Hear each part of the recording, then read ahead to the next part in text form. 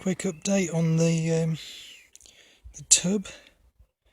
I think that's pretty much finished for now. That's all I can do with it. You will not believe how much I had to take off this bit here. If you can see that bit there, that's the seat showing through.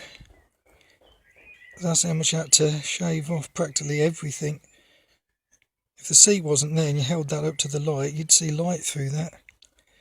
But yeah, I'm pretty sure that'll fit now, because I can't take any more off. Fingers crossed.